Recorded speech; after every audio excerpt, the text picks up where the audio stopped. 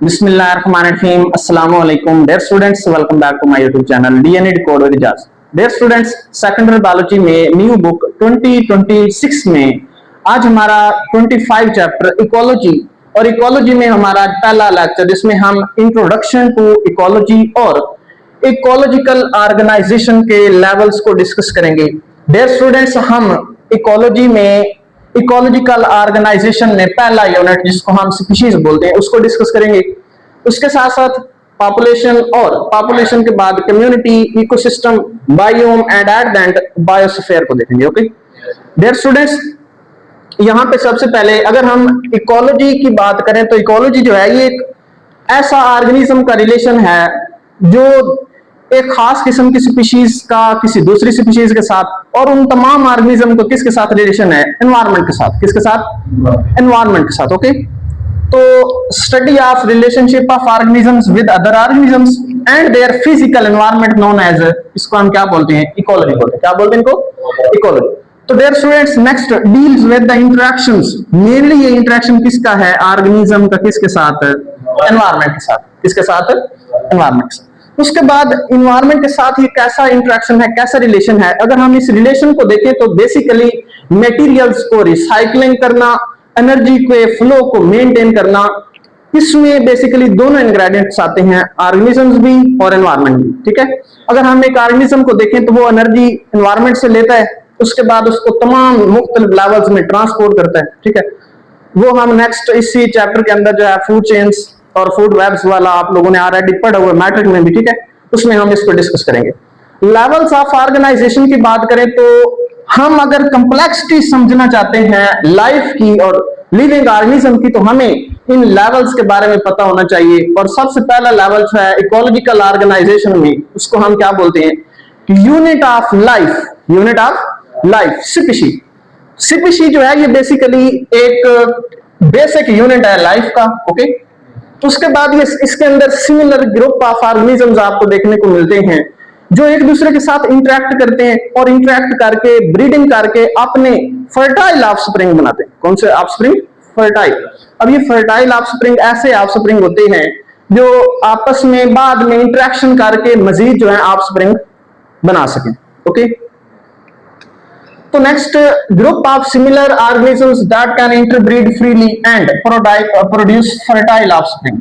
यहां पे आप फर्टाइल लिखना है। ठीक है, फर्टाइल ऑफस्प्रिंग। ओके, ऐसे ऑफस्प्रिंग जो बाद में दोबारा इंटरेक्ट करके इंटरब्रीड करके अपने जैसे ऑफस्प्रिंग प्रोड्यूस कर सके। ओके, मींस दैट के रिप्रोडक्शन कर सके, यूं कह लें। ओके, तो डियर स्टूडेंट्स, इसके एग्जांपल में आपके पास ह्यूमंस, ठीक है, कोई भी स्पीशीज की एग्जांपल दे सकते हैं। ओके, नेक्स्ट पॉपुलेशन की बात करें तो पॉपुलेशन इकोलॉजिकल ऑर्गेनाइजेशन में सेकंड लेवल है और इसमें सिमिलर स्पीशीज एक मखसूस और स्पेसिफिक एरिया के अंदर प्रेजेंट हैं और सेम टाइम में प्रेजेंट हैं, तो उन स्पीशीज को आप क्या बोलेंगे? पॉपुलेशन। क्या बोलेंगे उनको? पॉपुलेशन। तो पॉपुलेशन एक ऐसा ग्रुप है इंडिविजुअल्स का। सबसे पहले आप डेफिनेशन की हेडिंग लगाएंगे। ओके, और individuals belonging to same species. Same species जो है वो सेम एरिया के ऊपर और सेम टाइम में प्रेजेंट है, तो उसको हम क्या बोलेंगे? पॉपुलेशन बोलेंगे। और पॉपुलेशन जो है ये refers to the group of specific species. Specific species में बेसिकली सिमिलर स्पीशीज आती हैं। कौन सी स्पीशीज होती है? सिमिलर। एग्जांपल्स में आपके पास अकॉर्डिंग टू योर बुक यहां पे लिखा हुआ है markhors living in the Chitral national park. ये नेशनल पार्क दूसरे पार्क नहीं होते जिसमें लोग जो है वो एंटरटेन के लिए जाते हैं। ठीक है, ये नेशनल पार्क जो है पाकिस्तान के अंदर बनाए जाते हैं ऐसी स्पीशीज जो एक्सटिंक्ट होने के करीब हों, एंडेंजर्ड स्पीशीज हों, जिनके नंबर्स अर्थ पे कम रह गए हों, उनको स्टोर करने के लिए, उनकी प्रोटेक्शन करने के लिए, उनकी रिप्रोडक्शन करवाने के लिए खास किस्म के पार्क बनवाए जाते हैं जहां पे वो रिप्रोड्यूस होके अपने नंबर्स जो है इंक्रीज कर सकें। ओके, ठीक है, तो डियर स्टूडेंट्स, तमाम मार्कोर्स जो है पाकिस्तान के अंदर सिमिलर स्पीशीज हैं, तो बेसिकली क्या है? पॉपुलेशन है। लेकिन यहाँ पे पॉपुलेशन तो है लेकिन ये तो same species but different places लिखे। ठीक है, डिफरेंट प्लेसेस लेकिन मुख्तलिफ एरिया पे प्रेजेंट हैं स्पीशीज, सिमिलर स्पीशीज हैं। तो बेसिकली ये क्या है? एक खास किस्म की पॉपुलेशन है। ओके, तो डियर स्टूडेंट्स, मुख्तलिफ पॉपुलेशन जब कंबाइन करती हैं तो हमारे पास कौन सा लेवल बनता है? Community level. कौन सा लेवल? अगर हम कम्युनिटी लेवल की डेफिनेशन की बात करें तो कम्युनिटी जो है ये कंसिस्ट ऑफ डिफरेंट पॉपुलेशंस, जिसमें मुख्तलिफ किस्म की स्पीशीज आपको देखने को मिलती हैं, living and interacting in the same area, area उनका सेम हो, ठीक है। इसमें आपके पास प्लांट्स भी आते हैं, फंजाई आते हैं, एनिमल्स और बैक्टीरिया वगैरह आते हैं, ओके। और इस एग्जांपल की बात करें तो एग्जांपल में डियर स्टूडेंट्स मैंग्रोव फॉरेस्ट जो है ये नियर कराची, ये एमसीक्यूज है, ये आपकी बुक में से एमसीक्यूज बनाया जा सकता है कि mangrove forest is present in, कहां पे? कराची। कहां पे? कराची। ये एक बेसिकली फॉरेस्ट, ये कम्युनिटी है जिसके अंदर आपको क्या देखने को मिलते हैं? वहां के ट्रीज देखने को मिलते हैं, वहां की फिशेस, ठीक है, मैट स्कीपर फिशेस वगैरह, उसके साथ साथ क्रैब्स एंड श्योर बर्ड्स। वहां पे बर्ड्स जो हैं और क्रैब्स जो हैं आपके पास मुख्तलिफ वर्टिब्रेट्स और इनवर्टिब्रेट्स ऑर्गेनिजम्स, और उसके साथ साथ जो है आपको ट्रीज देखने को मिलते हैं। तो ये बेसिकली एक मुख्तलिफ स्पीशीज की कम्युनिटी है। क्या है? कम्युनिटी है, ओके।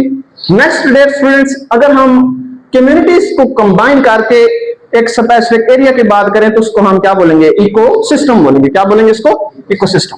तो इकोसिस्टम जो है कंपोज्ड ऑफ बोथ, यहां पे आपको बायोटिक और एबायोटिक फैक्टर्स देखने को मिलते हैं। Ecosystem composed of two components, जिसमें एक लिविंग कंपोनेंट, दूसरा नॉन लिविंग कंपोनेंट्स। और लिविंग कंपोनेंट्स में आपके पास बायोटिक ऑर्गेनिजम्स आते हैं, फॉर एग्जांपल आपके पास प्लांट्स, एनिमल्स और माइक्रो ऑर्गेनिजम्स, यहां पे लिखा हुआ है, ओके। लिविंग कंपोनेंट्स और बायोटिक कंपोनेंट्स, ये बेसिकली लिविंग कंपोनेंट है बायोटिक, और इसके अंदर आपके पास प्लांट्स आते हैं, एनिमल्स आते हैं और माइक्रो ऑर्गेनिजम्स आते हैं, ओके, ठीक है। Next dear students, abiotic components की बात करें तो एबायोटिक कंपोनेंट्स जो है ये नॉन लिविंग कंपोनेंट। कौन से कंपोनेंट है? Non living. और इसके अंदर आपके पास सनलाइट आती है, एयर आती है, वाटर एंड सॉइल आती है, ओके।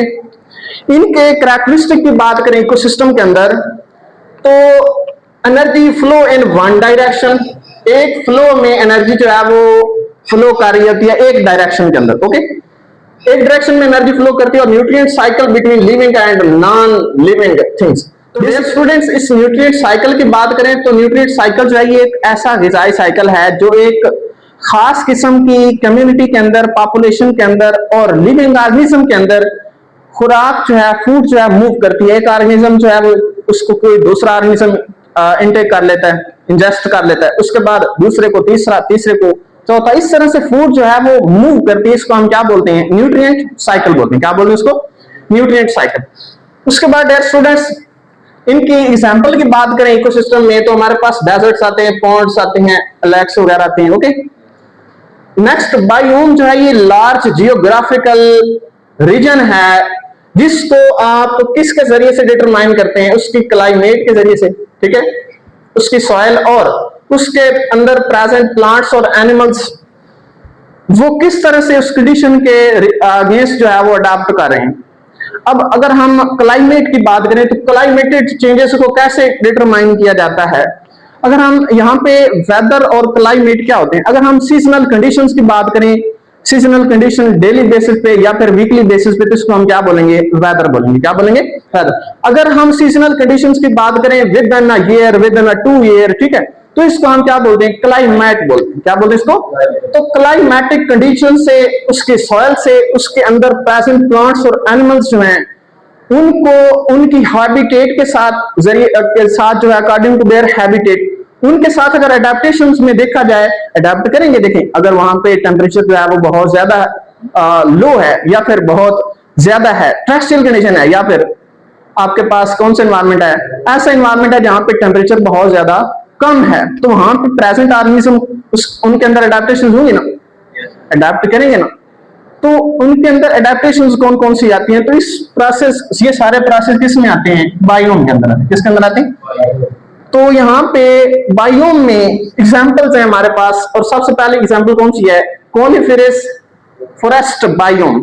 और कॉनिफेरस फॉरेस्ट बायोम जो है ये आपसे एमसीक्यूज में पूछा जा सकता है, कहां प्रेजेंट है? पाकिस्तान में मरी एंड सवात, मरी एंड सवात। उसके बाद डेजर्ट बायोम की बात करें तो ये कहां प्रेजेंट है, Thar desert and Cholistan. Okay, उसके बाद नेक्स्ट अगर हम फ्रेश वाटर बायोम की बात करें तो इसमें हमारे पास एग्जांपल कौन सी है, इंडस रिवर सिस्टम, ठीक है, दरिया सिंध। तो डियर स्टूडेंट्स नेक्स्ट बायोस्फीयर की बात करें तो बायोस्फीयर में डेफिनेशन में बायोस्फीयर एक हाईएस्ट लेवल है। लेवल्स जो हैं हमने जो अभी इकोलॉजिकल ऑर्गेनाइजेशन के लेवल्स पढ़े हैं, इनमें सबसे हाईएस्ट लेवल कौन सा है, बायोस्फीयर का लेवल है। और ये एमसीक्यू में पूछा जा सकता है, one of the highest level of ecological organization that is known as biosphere. तो बायोस्फीयर जो है ये, इसको हम बेसिकली एक ग्लोबल सम है जिसमें तमाम बायोम्स आते हैं, सारे बायोम्स आते हैं, ये सारे बायोम्स का मजमूआ है जिसको हम क्या बोलते हैं, बायोस्फीयर बोलते हैं। ओके, तो डियर स्टूडेंट्स नेक्स्ट इसको हम ग्लोबल इकोसिस्टम भी बोलते हैं। आप लोगों से शॉर्ट क्वेश्चन में भी पूछा जा सकता है, what do know about global ecosystem, give its composition and give its components. तो कंपोनेंट्स में आपके पास अगर पूरी अर्थ आ रही है तो उसके अंदर लैंड आती है, उसके अंदर एयर भी आती है, उसके अंदर आपके पास वाटर आते हैं, वाटर के अंदर जितने कंपोनेंट्स, जितनी लाइफ है, लैंड के ऊपर कितनी जितनी लाइफ है, या फिर लैंड के अंदर माइक्रोस्कोपिक ऑर्गेनिजम्स हैं, या फिर एयर के अंदर है, सारी कौन से किस में आएंगे, बायोस्फीयर में आएंगे। तो डियर स्टूडेंट्स इसके एक्सटेंट की बात करें तो बेसिकली बायोस्फीयर की कंपोजिशन है, ठीक है, और कंपोजिशन में includes every part of earth, उसके बाद it covers land, water and lower atmosphere. Okay, उसके बाद इसमें कौन कौन से कंपोनेंट्स हैं, land, lithosphere, atmosphere and hydrosphere. Okay, तो डियर स्टूडेंट्स आज का टॉपिक हमारा कंप्लीट हुआ। नेक्स्ट हम इंशाल्लाह अगले लेक्चर में मिलेंगे। अल्लाह हाफिज, टेक केयर।